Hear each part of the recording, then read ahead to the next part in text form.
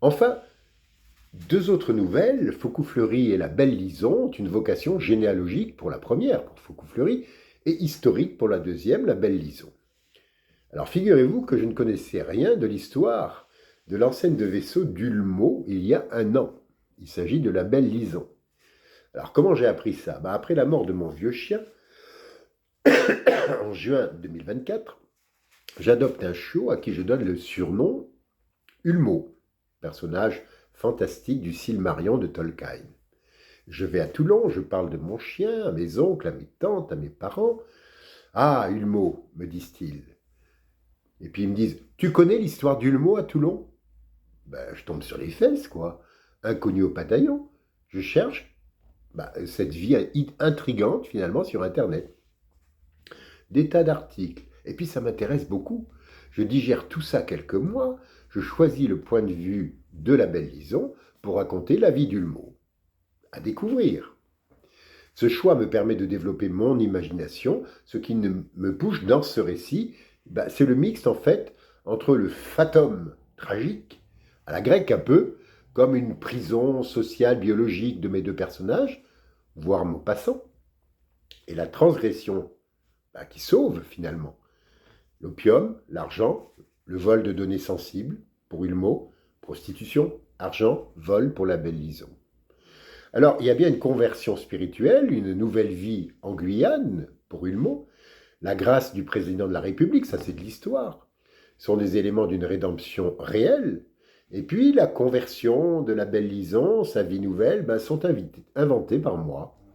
Et parce que je choisis le pari d'une rédemption pour elle, puis je crois en la miséricorde. Alors on ne connaît rien des dernières années d'ailleurs de la vie de cette demi-mondaine, à Toulouse et non à Toulon.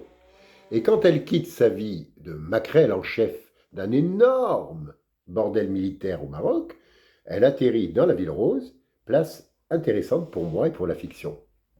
Quant à Faucou-Fleury, c'est Toulon. Et c'est la première nouvelle dans mon livret. C'est ma famille paternelle, c'est le monde de la librairie, de l'imprimerie, du livre.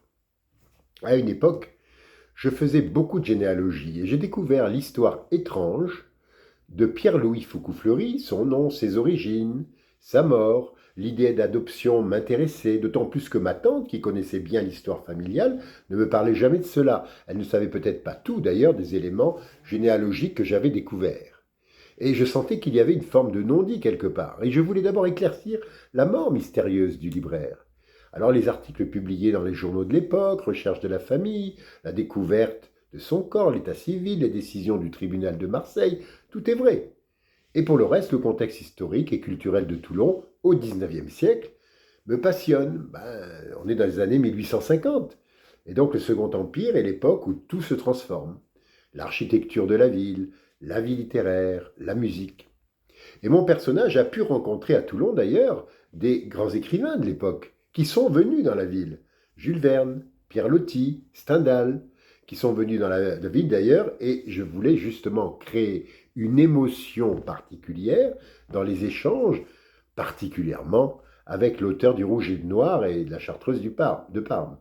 Écrivain si important pour moi, qui évoque justement la quête intérieure et le sens de la liberté. Comment ne pas évoquer l'immense Jules Verne, toute mon enfance, le rêve, l'imagination, l'aventure. Voilà, donc j'ai donné quelques éléments de mes 7 nouvelles, évidemment qui sont introduites d'ailleurs par une préface avec ces paroles, voilà, les propos de ma propre grand-mère maternelle, qui était l'épouse de mon grand-père qui était officier de marine, et ce titre est Femme de marin. Et donc ça donne une ouverture sur l'ensemble de ce personnage central de mon ouvrage, Toulon.